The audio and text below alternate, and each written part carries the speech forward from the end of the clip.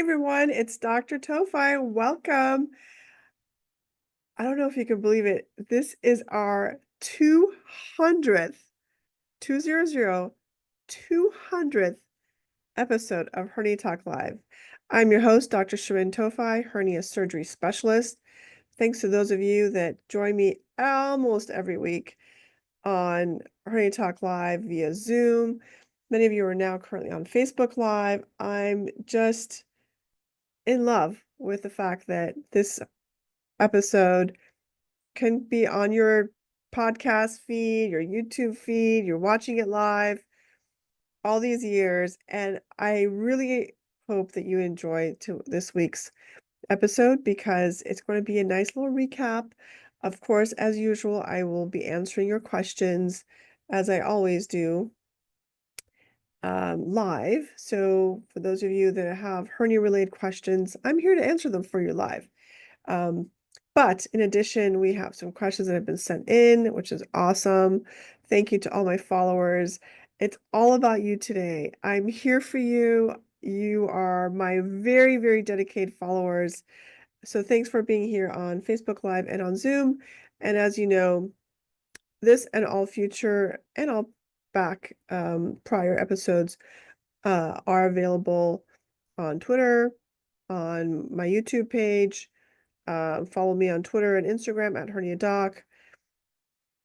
Just wherever I can share information, I'll share. If you'd like to listen to this as a podcast, join me on a podcast, etc. So, where should we start? Okay, so it didn't really occur to me this would be number 200. I've been counting like 192, 193, 195. I was getting closer, but when it went from 199 to 200th episode, it just, I don't know, it just hit me in a weird way that I never thought would be so lovely, so lovely. And again, thank you to all of you for continuing to listen and inspire me and sending in your questions.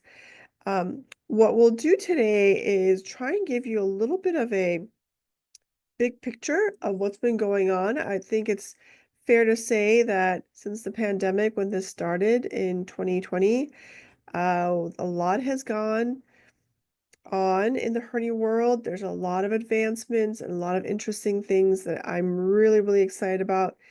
And I think it's good to kind of recap a little bit of that.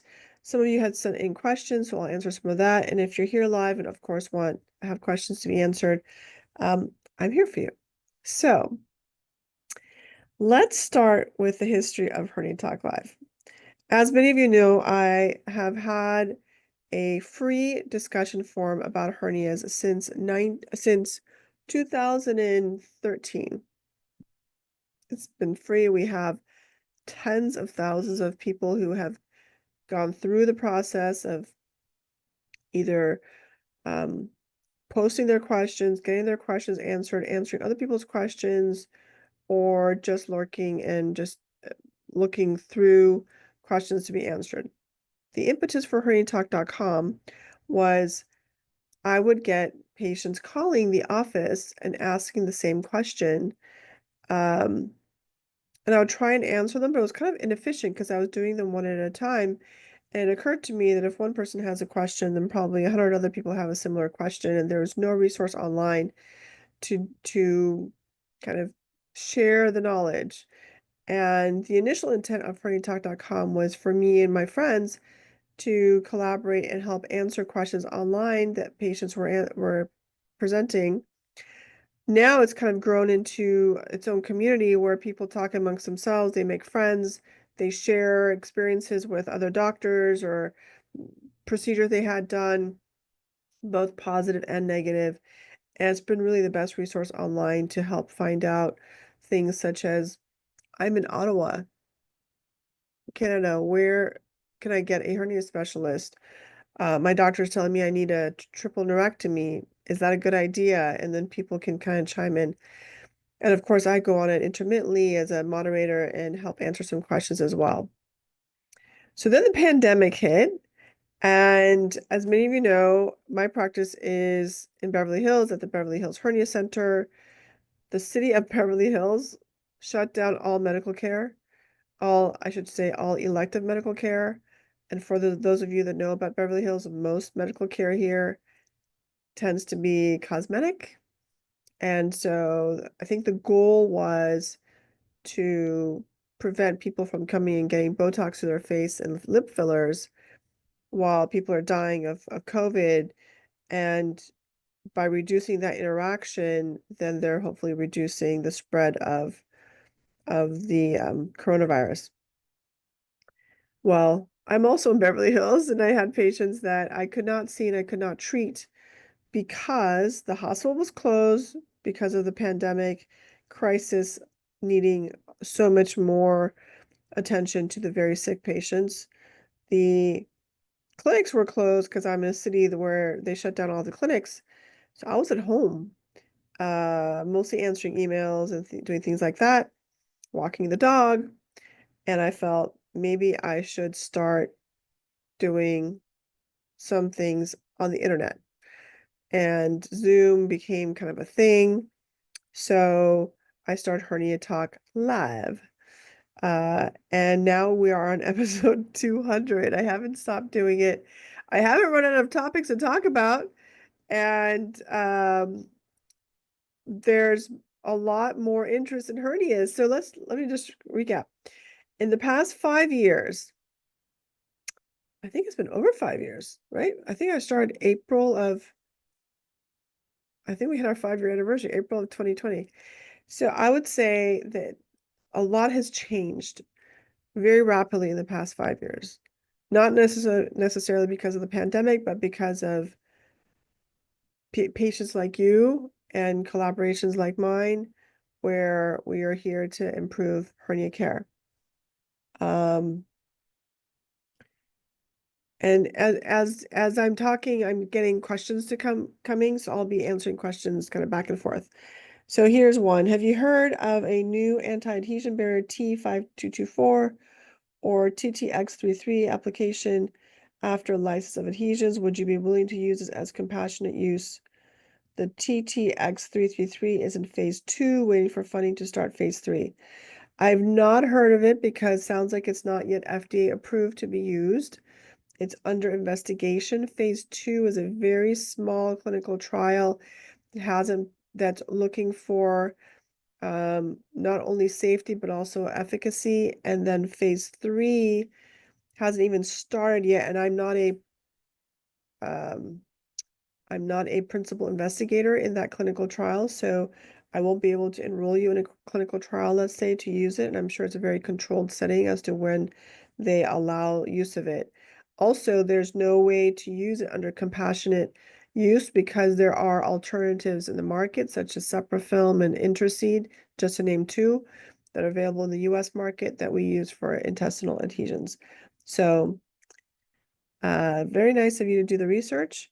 You may want to go to a local clinical trial, a hospital that has a clinical trial specifically looking at this product to see if you are eligible to be enrolled in it, but I cannot use it. It's just not legal. Are there any Canadian hernia specialists you'd recommend? And if Canadians travel to you, are you able to do surgery on them?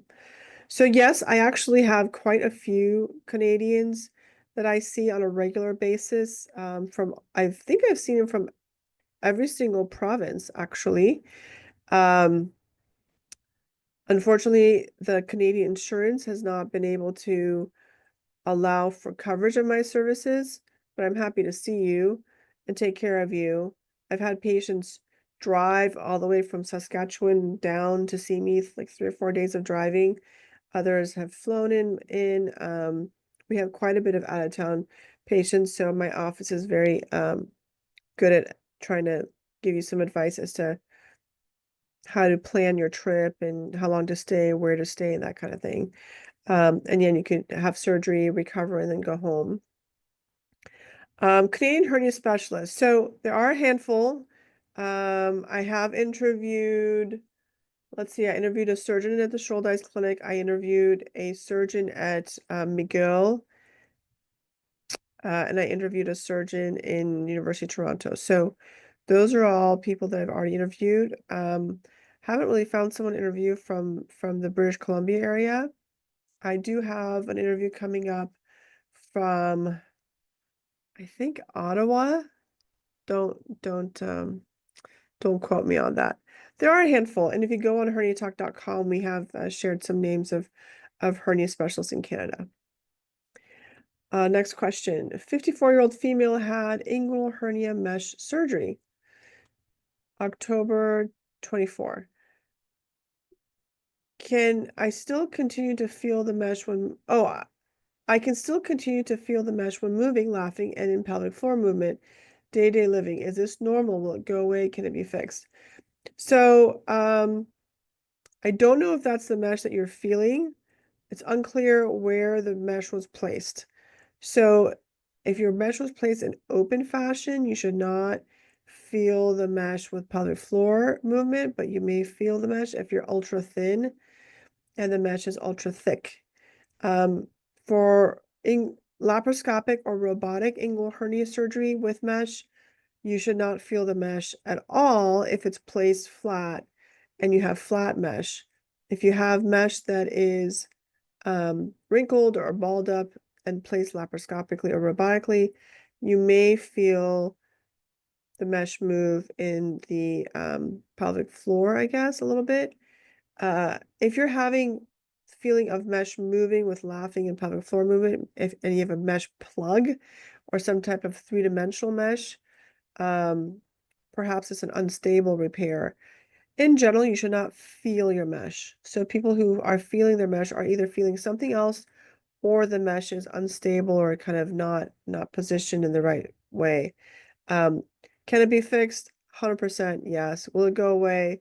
If it hasn't gone away already, then it likely would not go away. And no, it's not normal. Okay. So, we're going to talk about kind of a recap of the past 5 years. So here's what's happening. Number one, in a very strange and lovely way, more surgeons are interested in hernia surgery, and more hospital systems are interested in hiring surgeons that are interested in hernia surgery. Those two are very important because they have to come together. If there are surgeons that like to do hernia surgery like I did when I first started, but there's no hospital that is interested, then that doesn't promote the specialty at all because, you don't have a system that promotes the hernia repair. And I have to build my own hernia center. Now it's changed. I would say in the past 5 years for sure, there's been a boom in hernia specialty groups, hernia specialty centers, hospitals that have their own hernia group of surgeons or specifically are hiring hernia surgeons. That's a big deal. There's also an interest in making centers of excellence for hernias and getting certifications in hernia surgery that we don't currently have outside of just general surgery.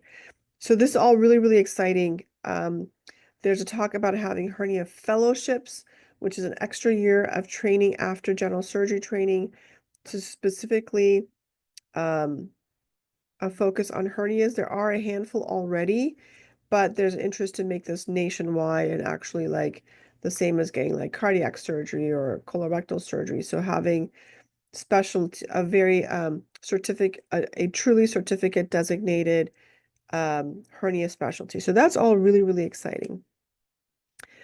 I would also like to say that because of you all, and hopefully also because of what we are doing online and with social media, there is more interest by patients in getting to know more about their hernia, in doing online research, in getting involved with meetings, being vocal online, etc. So I would say that the European Hernia Society has had multiple years now where they have a patient advocate group running part of the meeting, and or patients are part of the meeting. The American Hernia Society has done the same thing, and SAGES, the Society of American Gastrointestinal and Endoscopic Surgeons, is also including a patient on panel discussions to offer the patient view specifically for their hernia panels. So that's all really exciting. We did not have this before we all started back in 2020. So super exciting. Females and hernias in females is like, I've been talking about it for over 20 years. I used to be called like, Towfigh, she's talking about stuff no one really cares about. Not anymore. We now have portions of meetings that are dedicated specifically toward female hernias. Those rooms are packed as of several years ago. And now we have the Hernia Surgeons Alliance, which you can follow at herniasalliance.com, I believe. And they are a group of younger female hernia surgeons that have gotten together. And for those of you that follow me on social media, I actually did a mini podcast with them, introducing them to our surgical environment. And you can watch that on my social media pages, and whether it's Facebook or Instagram or Twitter. And you can kind of learn more and do your own research about this new group. They're younger surgeons. They're all hernia surgery fellowship trained. They are all practicing in a situation where almost 100% of their surgical practice is hernia related, and they're all females. So they would like to help focus on more research and education on hernias in women, which is fantastic. And like I said, we have much more infiltration of female surgeons in hernia surgery. Before, it was just me. Literally, I was the only female surgeon in the entire American Hernia Society meeting at my very first meeting. And I was, I think, only the second person female to be on their board. That's all changed. We have women on the board, we have women in leadership, and the sessions are led often by females. And usually that implies that the topic of hernias in women will be more likely to be discussed than in the past. So yeah, here's a comment. That is good news. I hope this trend is followed in Australia. I will be having one, maybe two different surgeons from Australia on my show pretty soon, so stay tuned. There used to not be that many, maybe 1 to 2, and now there's about 4 or 5 that are showing interest in Australia. And then another comment here, finding you opened my eyes. Such valuable information. Thank you so much. It's really nice to every so often just kind of stop and look back and count all the major changes and improvements that have been made over the years, all of which are in some ways the fruit of your labor over the past several decades. Let's talk about occult hernias. Occult hernias are small hernias that are hard to find, but they cause a lot of problems, whether it's pain, pelvic floor spasm, testicular pain, pain with intercourse, urinary frequency, all of these atypical symptoms that most surgeons and most textbooks don't talk about being related to hernias. Well, we had our Sentinel paper, my favorite paper that I've ever written, and I've written a couple hundred. It's called Hidden Hernias Hurt. Hidden Hernias Hurt. It's obviously an alliteration I've been wanting to use for ages. But we finally were able to gather our data to support a very strong paper where it very clearly delineates what is a hidden hernia, how do you diagnose it, what are the specific questions that a doctor can ask to help see if this kind of chronic pelvic pain or groin pain can be from a hidden hernia, and the success rate of fixing these. When I first gave a talk on hidden hernias, it was in Milan in 2010 at the European Hernia Society meeting. Prior to that, I would make comments, and those comments were always poo-pooed of like, there is no such thing as a occult hernia. If there's no bulge, there's no hernia, and other kind of BS like that. And when I would give these talks, they would come up with ways to kind of poo-poo it and say, well, how do you know this itsy bitsy little piece of fat in the hernia is the cause of all these symptoms you're claiming? So then I said, okay, well, the only way to talk to surgeons and make them listen is by providing data. So my first paper that came out was a small group of patients that I talked about females in general and how females can present, and then um, showed our data of how they tend to be different than men. And it was met with some skepticism. I'll just say that. My student was presenting it. He's a doctor now, but at that time he was an undergraduate student, and he got a trip to Milan to present all of this great research. He had 3 different papers, and he was like, why was everyone so mean? I said, it's not that they're mean. First of all, they're surgeons. We're not exactly like lovey-dovey as a group. And then secondly, yeah, they're just skeptical because this is unknown to them, and they're uncomfortable with it. And I'm introducing a topic that is new to them, and give it some time. And guess what? Now we actually got the paper published 15 years later, much more patients, much more data to support, much more talks that I've given. So this topic is now not as strange. I have doctors that call me and say, hey, I have this guy, I think it's an occult hernia. What do you think? I have urologists that regularly send me patients because they see people with testicular pain and they understand that it's actually not the testicle and it could be a hernia up above. I have gynecologists that are treating chronic pelvic pain and really kind of unique diagnoses like PGAD, which is like genital arousal disorder and so on, and pelvic floor spasms, and they can't figure out why the patient has it. And then like, wait a minute, I was talking to Towfigh and she was talking about these occult hernias. Maybe it's an occult hernia. So this whole idea of occult hernias can span a lot of different specialties. It could be present with back pain, and physical therapists can see it, and so on. And I'm really proud of the fact that we've been not too shy about sharing our data and being persistent about it. And then over time, the people that run meetings would invite you to give talks, and then someone would invite you to write a chapter about women's hernias or occult hernias, and then this topic becomes not as foreign anymore, and they start seeing maybe a patient or two that they treated. What they kept telling me before was, this is wrong. You're overdiagnosing people, and then you're offering them hernia surgery that they don't need. And uh, I think I mentioned this to you before.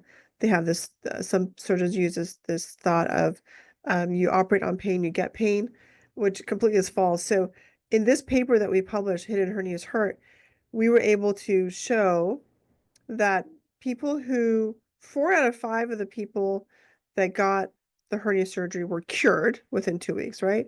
Cured. So this whole dictum of you operate on pain, you get pain, completely false, because 80% were cured. And then the amount of pain that reduction that they had was also greater if you had an occult hernia than if you had a regular hernia, um, and so on. So uh, it's really exciting. All right, questions are piling up. Let's answer them. I have testicular pain. My scrotum was hit and injured about 1 year ago in May 2024. Initially, the testicular pain whenever I moved was severe for a month. I could not sit for 1 minute. 1 month later, the pain was still less, but still could not sit for 1 minute. January 2025, I could sit for 10 to 20 minutes maximum. The scrotum is very sensitive. Let's see. Feel pain if towel or jacket hits the scrotum lightly. Is this scrotum nerve pain? And can the pain and scrotum sensitivity be treated? Well, the question is, I don't know, but if you have a situation where you think you have nerve pain, then it could be genital nerve or testicular nerve. You should undergo a genital nerve branch nerve block and or a spermatic cord nerve block and see if it takes the pain away. If it does, then maybe it is a nerve issue. If it doesn't and actually have more pain, you may have a hernia. So that's kind of the way, if you came to see me, that's kind of the process I would do. And then in my office, I do spermatic cord blocks and nerve blocks under ultrasound guidance. So it's very exact, and you can know within minutes if your pain is gone or not. So that's what I would recommend for you. Next question. What can an incarcerated inguinal hernia present as prior to strangulation? Can they appear almost like an ingrown hair on the bikini line or a small erythemic bump on the patient's skin? No. What are the signs and symptoms to look for in patients with diagnosed small fat-containing inguinal hernia to catch incarceration and strangulation before it becomes an acute emergency? So first of all, incarceration does not equal eventual strangulation. So there's tons of people with incarceration of their hernia that may never get strangulation. Number one, strangulation is very uncommon. Usually, so incarceration, similar to being incarcerated, means it gets stuck, right? You're either incarcerated, which means you're in jail, or your hernia is incarcerated, which means it's stuck in a hole. So when the fat is stuck in a hole, or the intestine is stuck in the hole, if the hole is much, much smaller than the amount of content being pushed through it, then that's going to hurt first. And then if more content is pushed in to the point where the blood flow is now compromised because it's being pinched, similar to if I put a blood pressure cuff around your arm and cinch it down and don't release it, then that can lead to strangulation. So you almost never have strangulation unless you first have pain. I hope that makes sense. If you don't have pain, you will not get strangulation. And usually with strangulation, we're more concerned about strangulation of fat, but I'm sorry, strangulation of intestine, but strangulation of fat can also occur. You will not see any ingrown hairs or little red bumps on your skin. That's not in any way related to a hernia. It's more of a diffuse bulge at the most. Next question. You have mentioned that recurrent hernia treated with another open repair causes pain because of tightness and tearing of a muscle. Is there a visible sign of this tearing, such as bleeding or scar at the suture site, when the open repair is visualized either on laparoscopic repair or another repeat open procedure? I'm not really sure what this question is. So you're saying that I mentioned that recurrent hernia treated with another open repair causes pain because of tightness and tearing of muscle. I'm not sure I've said that. So if you had an open repair for a hernia in the groin and that recurred, and there's no other problem besides the recurrence, then the next step is a laparoscopic repair. The reverse is also true. If you had a laparoscopic repair with mesh and you recurred, and there's no other issue, then an open repair is the right option. If you had an open repair that recurred and you had another open repair, that's usually higher risk of recurrence and higher risk of chronic pain. The tightness and tearing the muscle, the only thing I can think of that I mentioned in that vein is that if you had a tissue repair with mesh put on top of that, that can be too tight because the tissue repair is already tight. Then you add mesh and mesh shrinks. So then once the mesh shrinks, it'll make the tight repair even tighter. So the question is there a visible sign of such tearing? Not really. Usually you can feel it. Like you'll feel it's too tight. You can't tolerate certain clothing over it. Bending hurts. It's painful before a bowel movement, that kind of stuff. All right. What imaging do you need for females with inguinal hernia? Any recommendations for hernia surgeons for women in the Seattle area? So I've already interviewed at least one, maybe two surgeons from the Seattle area that do great hernia surgery. So go back to my prior episodes, somewhere between number 1 and number 200, and search for Seattle or Washington, You can do that on herniatalk.com or on my website where we have the podcast. And yes, the great hernia surgeons in Seattle. What imaging do you recommend for females with inguinal hernia? If it's an obvious hernia, you don't need any imaging. If there's a worry for a femoral hernia, either an ultrasound or MRI will work. If it's an occult hernia, then I prefer an MRI over a ultrasound. And our special hernia protocol MRI that I use is available on my website as well in the kind of for the patient consultation area. By the way, my website is beverlyhillsherniacenter.com. Do you do genital nerve block? Yes, I do. I do spermatic cord blocks and various other genital nerve, ilioinguinal nerve, iliohypogastric nerve, and other superficial nerve blocks in the office with ultrasound guidance. How do you do a genital nerve block? Oh, with the ultrasound. So it depends on where the area of concern is. If it's behind the muscle, I use the ultrasound to identify where the nerve will be, just lateral to the vessels. If it's in the front, then I kind of follow either the round ligament or the spermatic cord and inject it superficial to the external, to the inguinal floor. Next question. Oh, more of a comment looks like. You're a great surgeon. I'm afraid of nerve blocks. Are there any less invasive diagnostic methods available? Not sure why you're afraid of nerve blocks. It's pretty straightforward. It's done in the office. There's no bleeding from it. There's no something severe from it.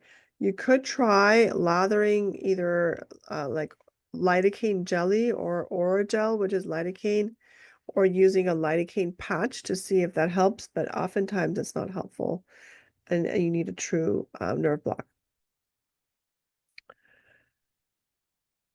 Okay, this is a good one. I'll throw this out, is what she's saying. A year and a half ago, I had my incisional hernia with diastasis recti repaired. I spoke to you about this previously as I was afraid of the mesh. Now I get excruciating pains under my sternum and right upper quadrant. It's positional. Could the scarring and or adhesions go up that high? I've had CT and ultrasound. They think I have a nerve pinch or muscle. Yes, so I'd have to look at your operative report to see how, like, what are the dimensions of your incisional hernia, and then what are the dimensions of the mesh that were placed. Oh, if you didn't have, if you had mesh, that is maybe where the mesh was sewed, for example. But if you have not had mesh and you have pain under your sternum and right upper quadrant, that should not be related to any diastasis closure. So there may be other reasons for it. Next question. Do you have any hernia surgeon recommendations in Florida that specializes in hernias in females and non-mesh repairs for small, fat-containing inguinal hernias? Dr. Jana Sacco of the Hernia Alliance is on leave. I am a 35-year-old first-time hernia patient with a small, fat-containing inguinal hernia found on CT scan, not on exam, that is giving me a lot of symptoms, including worsened menstrual cramps, dull abdominal pain, nausea, and of course, groin pain. So yes, I've interviewed many people, including Dr. Sacco, but I've also interviewed, I would say at least 4 surgeons in Florida that I can't say any of them specialize in female hernias. There's very few of us. I'm like literally the only one that knows that much about female hernias exclusively. But all the people that I interview, I stand behind. I feel that they're good surgeons. Otherwise, I would not invite them to, or good doctors. Otherwise, I would not invite them to my show. So just search for Florida and see who I've interviewed within Florida. And, you can search that either on my website under the Hernia Talk Live podcast. That's my website, beverlyhillsherniacenter.com. Or just go to herniatalk.com and search for Florida, or where else can you do it? I guess on YouTube, on my channel, you can probably search for Florida as well. Okay, going back to the diastasis. Okay, so if you did have mesh and you had mesh up high, yes, then I would like to read your operative report to see if the mesh was sutured in place. And if it was, it may be pulling on the suture. Sometimes if you gain weight or if the mesh repair was placed too tight, that can pull on the sutures and cause tearing. The first thing you should do is just to have local anesthetic injected to the area to help with your pain. The second thing you can do is to have the suture removed without completely undoing the repair. Okay, going back to the patient who's afraid of nerve blocks. I'm afraid of nerve block complications. I just told you there's no complication. It's less than a blood draw. The needle is smart. The needle is small. There's little to no risk of bleeding. I don't know what other complication there could be. I'm also afraid my pain and conditions will get worse after the nerve block. Well, that's not the purpose of the nerve block. It's to get it better. So most people either nothing happens or it gets better. If your pain gets worse, it'll be temporary during the 6 to 8 hours that the nerve block lasts, in which case that's diagnostic and usually of a hernia or other non-nerve problem. Are the nerve block complications low chance of happening? Yes. Are my fears valid? I don't want to say your fears are invalid, but of all the things you can be afraid of in someone who's got so much pain already, nerve block should be very low on your list. Okay. I had a laparoscopic exam through my belly button area to look for a hernia. The surgeon did not see a hernia, so he left everything as is. Oh, we go through this every couple of sessions. Would the surgeon have been able to see within my inguinal canal through my deep ring during that surgery? No. My concern is that I have a hernia or something wrong inside my inguinal canal, but he wasn't able to see it during the surgery because nothing was protruding through the top of my deep ring. You are smart and you are right. So I say this at meetings because most surgeons don't know this. I say this on this show to educate you guys to talk to your doctors before you have this done. If any surgeon is offering you exploratory surgery for an inguinal hernia, go see another surgeon. That's almost never necessary. I've been doing this since 2002. Maybe once I've had to go in searching for a hernia that I couldn't find elsewhere. Your physical exam, your story, and imaging should be all you need to make the diagnosis. I've had patients, doctors who saw local doctors who were told, let me just put a camera in there and see what you have.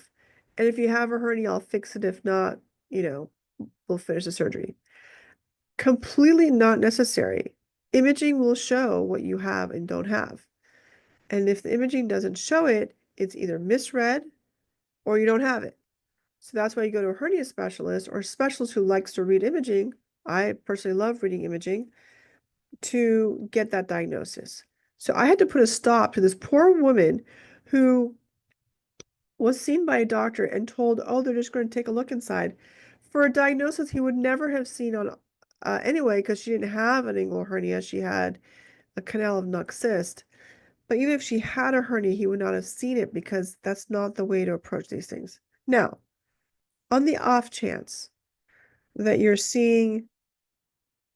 having surgery, let's say this is a scenario. Let's say this is very reasonable. Let's say you're a female and you're having gynecologic problems. And your gynecologist wants to go in there, let's say for endometriosis. If that surgeon says, hey, you may also have a hernia, maybe that's what's causing your pain, and they call me in, let's say, to take a look, just looking is also not going to take care of it. Like you mentioned, and you're very smart for saying this, in patients with big hernias, yes, you'll see it because you'll see all this stuff going through a hole. But in smaller hernias from the inside, you're not going to see the hole because that hole is being plugged by a little piece of fat. And that fat is not allowing you to see a hole from the inside. What do I mean by inside? When they put a camera in, when I put a camera in the belly button and you look, you're seeing the intestines and you're seeing what's called the peritoneum, which is a sac that holds all the intestines in place. What you don't see is a fat on the other side of the peritoneum and the muscle on the other side of the peritoneum that has the hole. Now, if you do have exploration and the surgeon cuts open that peritoneum, brings it down, takes that extra fat, pulls it out, looks at the muscle, and confirms there's no hole, that is definitive for surgically looking for a hernia. Still not necessary because imaging is great. So yeah, please don't ever have diagnostic surgery for hernias. It's not necessary. It's unnecessary. I just recently sent you all my medical files and stuff for an online consultation. Thank you for answering that. Yes, absolutely. And as soon as I see it, I will send it out. I'll respond to you. I actually enjoy my online consultations. Can I tell you? So I've been doing online consultations for decades now. It's something I really enjoy.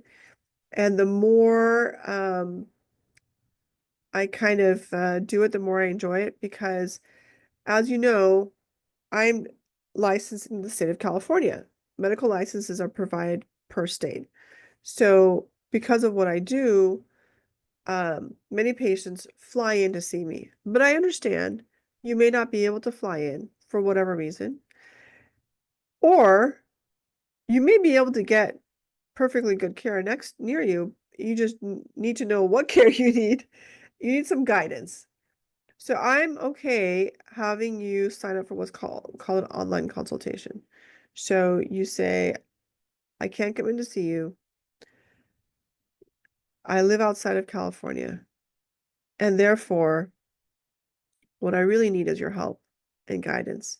And I say, I can't be your doctor, but if you want to send me your stuff, I'll take a look at it and give you some guidance based purely on the information you provide me. I can't see you. I can't examine you. We can't have this doctor-patient relationship because that would not be in the best interest of what my medical license allows. I'm not allowed to give care outside of California. I can initiate care outside of California. So you can fly, let's say you fly in from Nebraska to see me in California. Once you return to Nebraska, I can still treat you as your doctor, but you can't initiate care outside of California. It's a little screwy, but it is what it is. I follow the law.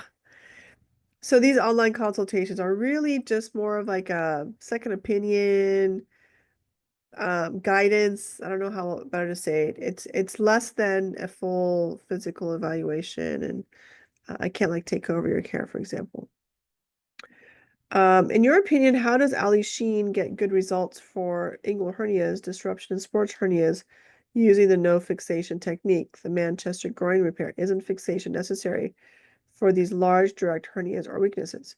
So Dr. Ali Sheen was one of our guests. He's a surgeon in Manchester, United Kingdom, a former president of the European Hernia Society.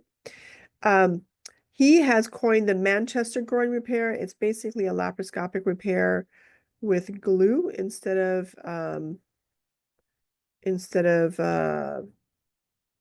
piercing mechanical fixation. It's used primarily for your typical inguinal hernia. Perfectly fine. I don't use any fixation. You don't even need to use the glue, but the Manchester groin repair specifically is showing it without mechanical fixation. And he has very good results, the same way we get good results without any fixation. The question is if it's a really large hernia or a large defect, is the Manchester repair adequate? I prefer to have mechanical fixation because the rules of physics would demand that. If you can close the hole and then use the glue, that will help. I don't know that necessarily that he uses the Manchester groin repair for large direct hernias. I don't know that that's a true statement. Is it necessary to have surgery for inguinal hernias with omentum? No. Is it less risky than inguinal hernia with intestine? Yes. Okay. Next question. I, a female patient, have a small fat-containing inguinal hernia. It was found on CT, but not on exam. Okay.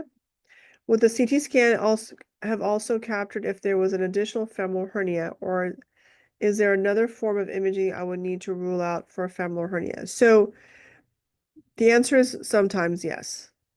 Is a femoral hernia only ever fully ruled out during surgery when going in for the inguinal? No. Imaging can very accurately rule out femoral hernia.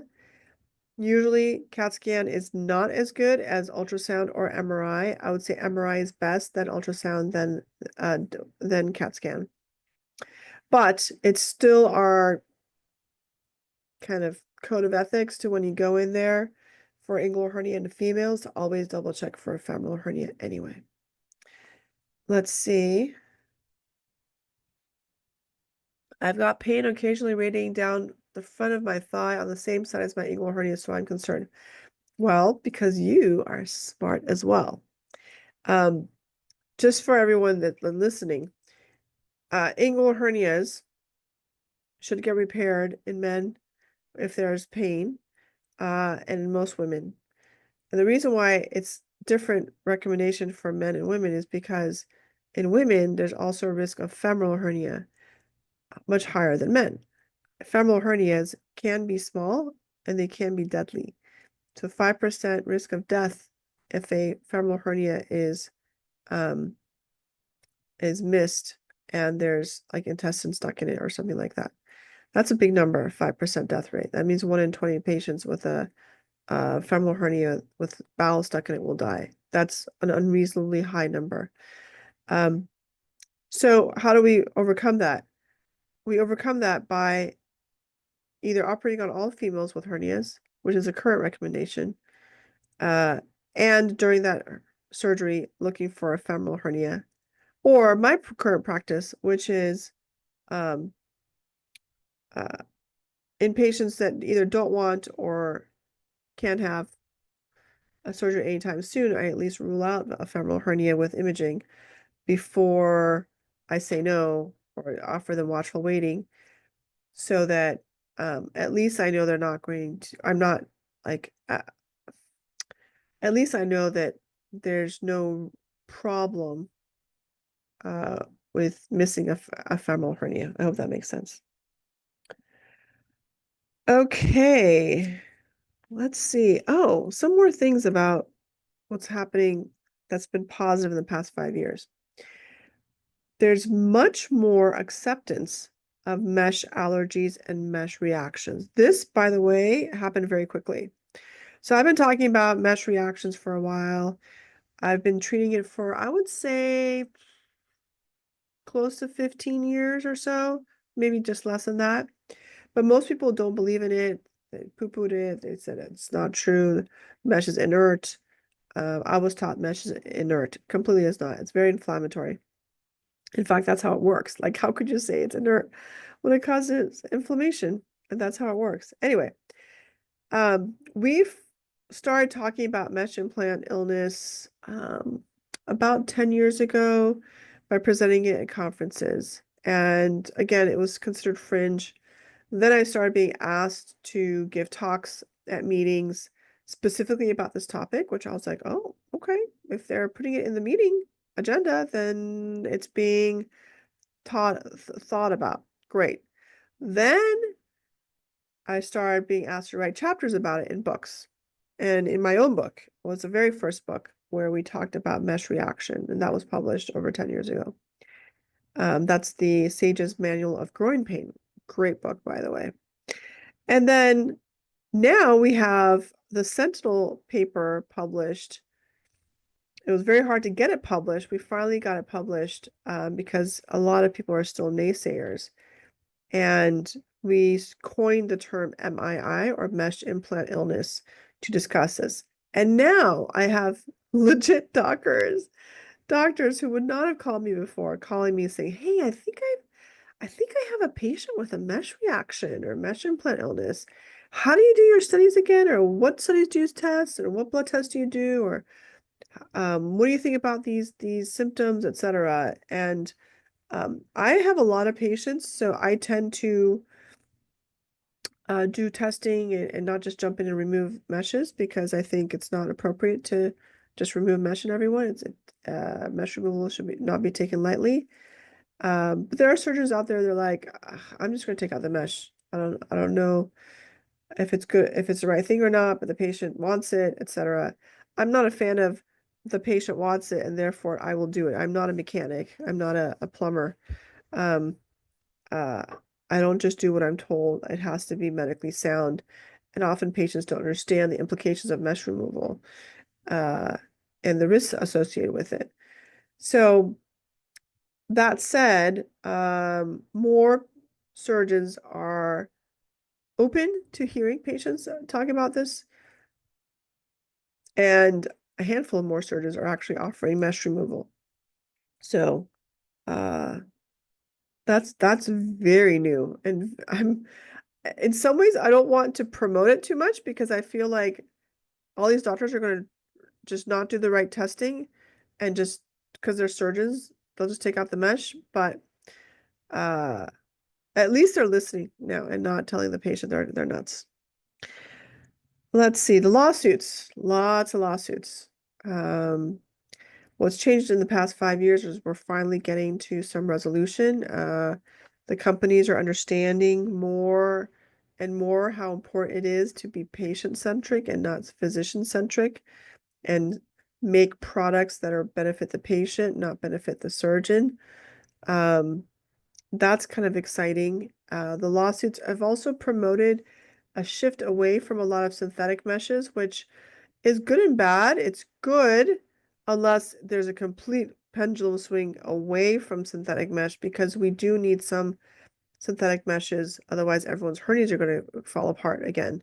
So we need a good balance. I would hope that instead of just moving away from purely synthetic products is to have pure, cleaner, less toxic synthetic products. So that's kind of what my hope is for the next 5 years. And yeah, there's a handful of new products that are out there. A handful.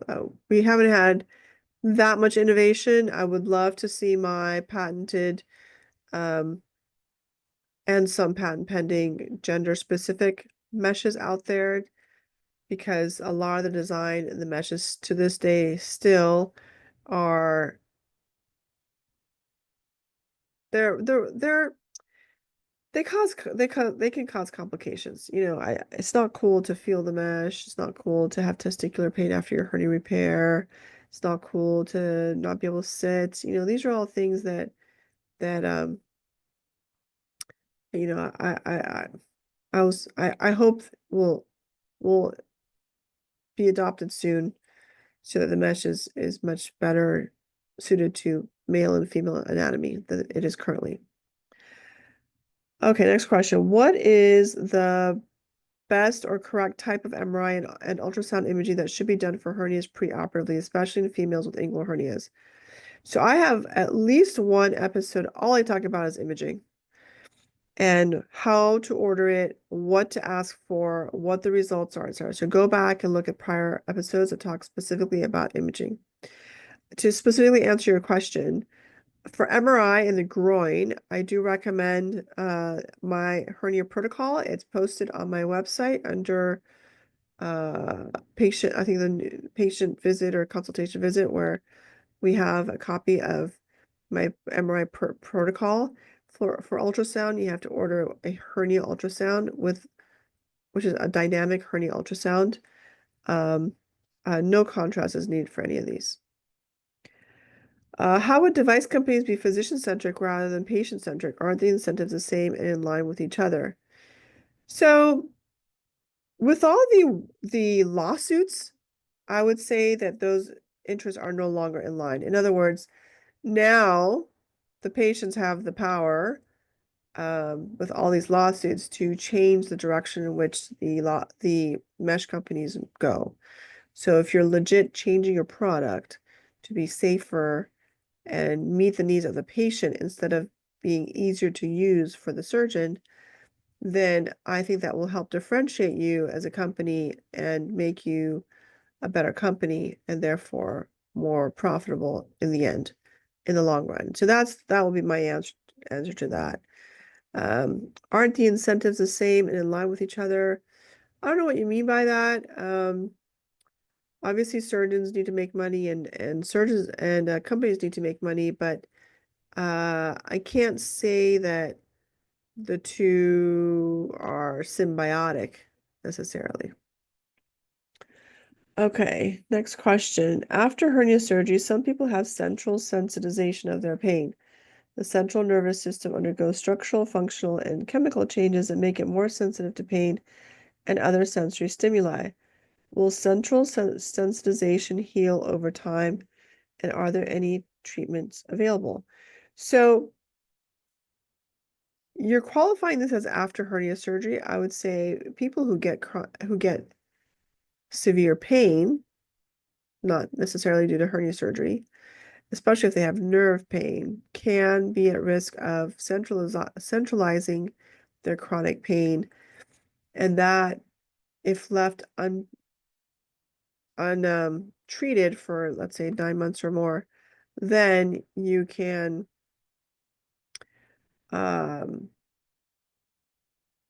you know, change kind of the synapses or whatever of your brain to the point where it's you have a chronic pain and what we call chronic pain syndrome. There is treatment for it. Ketamine is one of them. We've discussed this with some prior pain doctors. I think the Samimi Leilani group specifically on one of my podcasts talked about it. There's some fascinating things coming up with it. The key is to reduce the amount of trauma during any type of surgery and specifically reduce any nerve injury to therefore reduce centralization of pain. How do you diagnose an occult hernia if it doesn't show up on imaging? It does show up on imaging. That's the key. And most people who are told that there's normal imaging, their imaging is just misread, which is why I offer so much imaging. Let me rephrase this. It's why I have online consultation where I review your imaging, and it's very common for me to find hernias that people have missed. Does centralization not improve even after 9 months if pain nidus is removed? And some people know. That's the whole issue of centralization. Once it's centralized, the pain trigger is no longer in the groin or wherever the surgery was. The pain trigger is rooted in the brain. So it's like, people who can get their arm chopped off and they can still feel the pain of their arm or their leg. It's they call it phantom pain, but it's really centralization of pain. Let's see. Okay, that was great. Did everyone enjoy it? I'm so excited. 200 episodes. What the hell? Who thought that this would be episode 200? I certainly did not. And I'm so grateful to you all. I always joke, like, seriously, people want to talk about hernias for an hour. They listen to this. But I'm hoping that I've made it maybe not so entertaining, but at least informational for you all, that you keep on tuning in, and maybe now that there's so many episodes, you can pick and choose which topics you are interested in, like let's say imaging, or I had a patient who called in and said, what did she have? She had some specific question. And I said, oh, we had a full episode on just this question. Go to episode number one or whatever. So again, go on my website. It's beverlyhillsherniacenter.com. All the podcasts are transcribed there. So if you just search for keywords like Florida, you can find those where we talked about Florida. You can also go on my YouTube channel at HerniaTalk, where this and all prior episodes are there. and you can search on my channel for topics for the Hernia Talk live episodes. And, obviously, if you follow me, then you can learn these things. Oh, also on herniatalk.com. That's also another good resource. Lots of people talking about that. Anyway, love you guys. Thank you so much for following me. Don't forget, I'm at HerniaDoc on Twitter and Instagram. I'm at Dr. Towfigh on Facebook. And again, at HerniaDoc on YouTube. And I'm available as a podcast. Thanks, everyone. This has been great. I really appreciate it. Bye.